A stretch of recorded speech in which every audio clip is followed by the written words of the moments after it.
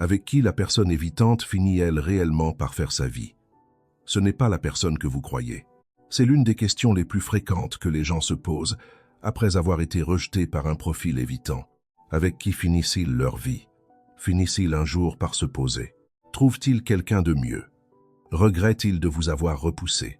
La vérité est bien plus complexe qu'on ne veut l'admettre, car la personne avec qui l'évitant choisit de rester n'a pas grand-chose à voir avec l'amour, mais plutôt avec le contrôle, le confort et la sécurité émotionnelle. Dans cet enregistrement, nous allons décortiquer ce qui se passe réellement après leur départ, quel genre de personnes ils finissent par choisir et pourquoi ce choix en dit long sur les blessures qu'ils n'ont jamais guéries. Commençons par ceci. Les personnes évitantes ne tombent pas amoureuses comme la plupart des gens. Elles tombent amoureuses dans la distance.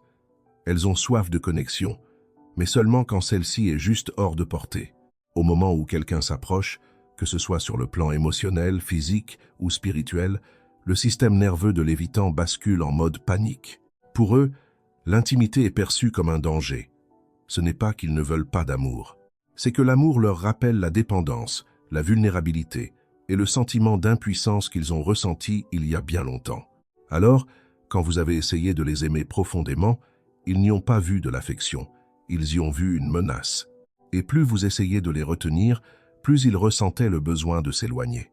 Mais que se passe-t-il après qu'ils aient quitté une personne comme vous, quelqu'un de conscient émotionnellement, d'empathique et désireux de créer un lien? Au début, ils peuvent se lancer dans une nouvelle relation, généralement avec quelqu'un qui leur semble plus facile à vivre, quelqu'un qui ne pose pas de questions profondes, quelqu'un qui ne remet pas en question leurs barrières. Cette nouvelle personne peut sembler parfaite en apparence, calme, détachée, et peut être même indisponible émotionnellement elle aussi. Mais c'est là toute la clé. Les évitants finissent avec des personnes qui ne demandent pas grand-chose. Ils choisissent souvent des partenaires qui reflètent leur propre évitement. Des personnes qui sont soit froides émotionnellement, soit secrètement anxieuses, mais trop effrayées pour le montrer. Ce n'est pas l'amour qui les attire. C'est la sécurité par la distance. C'est pourquoi tant de profils évitants finissent dans des relations qui paraissent stables de l'extérieur, mais qui sont émotionnellement mortes à l'intérieur. Il n'y a pas de chaos, pas de connexion profonde, pas d'évolution, juste de la routine. L'évitant se sent en sécurité car on ne lui demande pas d'ouvrir son cœur. Il peut exister, sans s'exposer. Mais avec le temps, cette même sécurité se transforme en vide. Car au fond, chaque évitant désire ardemment ce qu'il craint le plus, une véritable intimité. Et quand la relation manque de cette étincelle, ils commencent à ressentir de nouveau de l'agitation. Ils se mettront à fantasmer sur cette profondeur émotionnelle qu'ils ont fui autrefois. Peut être même celle que vous leur offriez. Voici le paradoxe. Les évitants sont hantés par ce qu'ils ne peuvent pas contrôler. Le partenaire qui les a aimés profondément devient le fantôme qu'ils ne peuvent oublier, précisément parce que cette personne a touché une partie d'eux que personne d'autre n'a atteinte. Mais ils l'admettront rarement. Au lieu de cela, ils se distrairont, travailleront plus dur, courront après de nouvelles expériences ou s'installeront dans un engourdissement silencieux. Pour le monde extérieur, on dirait qu'ils ont tourné la page. Mais intérieurement, ils oscillent constamment entre le désir de proximité et la peur de celle-ci.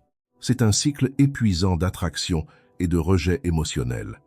Un cycle qui les maintient coincés dans des relations qui ne les satisfont jamais vraiment. Maintenant, certains évitants finissent avec des partenaires anxieux. Le genre de personnes qui poursuivent l'autre, qui cherchent à plaire et qui donnent trop. Cela ressemble à une union fondée sur le dysfonctionnement. Le partenaire anxieux nourrit le besoin de distance de l'évitant. L'évitant nourrit le besoin de validation du partenaire anxieux. C'est une danse émotionnelle où chacun obtient juste ce qu'il faut pour rester accroché, mais jamais assez pour se sentir complet. Le partenaire anxieux se dit que s'il les aime encore plus fort, ils finiront par s'ouvrir. L'évitant se dit que s'il arrive à les obliger à lui courir après, il n'aura jamais à affronter sa peur de l'intimité.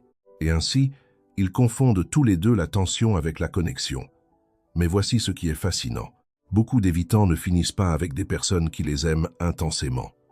Ils finissent avec des personnes qui attendent peu de choses. Ils peuvent épouser quelqu'un de calme, de logique et de retenu émotionnellement. Quelqu'un qui ne demandera pas d'intimité profonde ni ne s'attaquera à leurs murs émotionnels. Ce n'est pas de la passion, c'est de la paix. mais une paix construite sur l'évitement, pas sur la connexion. Et à un moment donné de leur vie, souvent plus tard, ils commencent à ressentir le prix de ce choix. Les nuits calmes semblent plus solitaires. La sécurité commence à ressembler à de l'isolement. Et ils se demandent ce qui se serait passé s'ils avaient fait un autre choix, s'ils avaient choisi la vulnérabilité au lieu du contrôle. Mais il existe un autre chemin, bien plus rare. Certains évitants guérissent. Généralement, cela se produit après suffisamment de relations ratées, suffisamment de solitude et assez de réflexion pour enfin affronter leur propre schéma. Ils peuvent entamer une thérapie ou simplement se fatiguer de fuir. Ils commencent à réaliser que la distance émotionnelle n'est pas un pouvoir. C'est une protection. Et une protection dont on ne se défait jamais finit par devenir une prison. Lorsque ce déclic se produit, ils ne courent plus après des relations faciles. Ils commencent à avoir soif d'authenticité. Ils veulent se sentir en sécurité et être vraiment vus. C'est à ce moment-là qu'ils peuvent enfin aimer profondément. Mais arrivés à ce stade, ils doivent souvent faire un retour en arrière pour réparer ce qu'ils ont brisé en eux-mêmes, et pas seulement ce qu'ils ont brisé chez les autres. La personne avec qui l'évitant finit sa vie, au sens le plus vrai du terme, est celle qui ne lui court pas après. Non pas par manque d'intérêt, mais parce qu'elle comprend que l'amour ne consiste pas à mendier des miettes. Il s'agit de créer une sécurité émotionnelle qui permet aux deux personnes de s'épanouir et non de se cacher.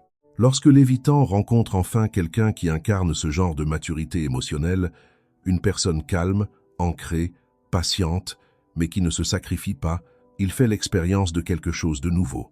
La sécurité sans le contrôle. C'est rare, mais c'est transformateur.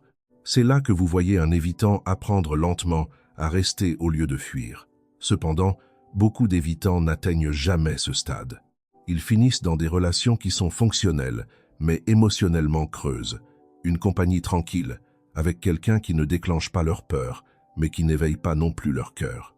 Ils se diront que c'est suffisant, mais au fond d'eux, une petite voix murmure qu'il manque quelque chose. Cette voix, c'est la partie d'eux qui se souvient de la personne qu'ils ont repoussée autrefois, celle qui les a fait se sentir vivants. Mais il est plus facile de faire taire cette voix que d'affronter la douleur de leur propre auto-sabotage. Alors ils restent en sécurité, à l'aise, insensibles. Et voici la vérité la plus dure. Les évitants ne finissent pas avec des personnes meilleures, ils finissent avec des personnes plus rassurantes. La différence est énorme. Ils ne cherchent pas l'âme sœur. Ils cherchent un soulagement face à l'intensité de leurs propres émotions. Ce qu'ils craignent le plus, ce n'est pas de perdre quelqu'un. C'est de perdre le contrôle d'eux-mêmes en amour. Alors ils construisent des relations où ils n'auront jamais à prendre ce risque. C'est un amour sans vulnérabilité, une affection sans profondeur et un engagement sans lâcher prise. C'est un amour qui ne les guérit jamais vraiment. Si vous avez déjà aimé un évitant, comprenez bien ceci. Le fait qu'il n'ait pas pu rester avec vous n'est pas parce que vous n'étiez pas à la hauteur. C'est parce que vous étiez beaucoup trop de ce dont ils avaient secrètement besoin, mais qu'ils ne pouvaient pas encore gérer. Vous représentiez la vérité émotionnelle, la connexion, la profondeur, et ces choses sont terrifiantes pour quelqu'un qui associe l'intimité au danger. Alors, ils ont couru vers ce qui leur semblait familier.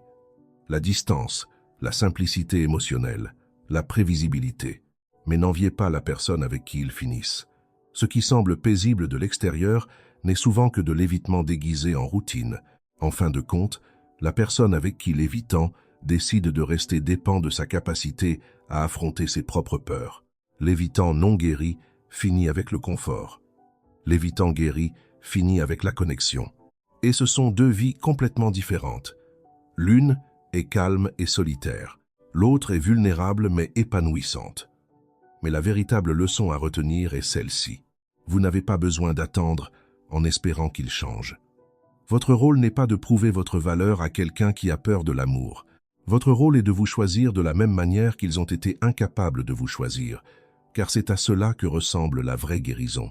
Tournez votre amour vers l'intérieur jusqu'à ce que vous n'ayez plus besoin de poursuivre ce qui vous fuit.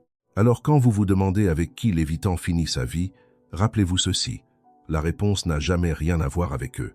Elle parle de vous. Car au moment où vous arrêtez d'attendre leur retour, où vous arrêtez d'analyser leur schéma et commencez à vous concentrer sur votre propre évolution, vous avez déjà gagné la partie dont ils ignoraient même l'existence. Vous devenez ce que l'évitant craint et admire secrètement le plus. Quelqu'un qui n'a plus besoin de leur approbation pour se sentir complet. Quelqu'un qui sait que le véritable amour ne court pas après l'autre, ni ne s'enfuit. Le véritable amour reste. Et c'est une chose que seuls les cœurs guéris peuvent faire.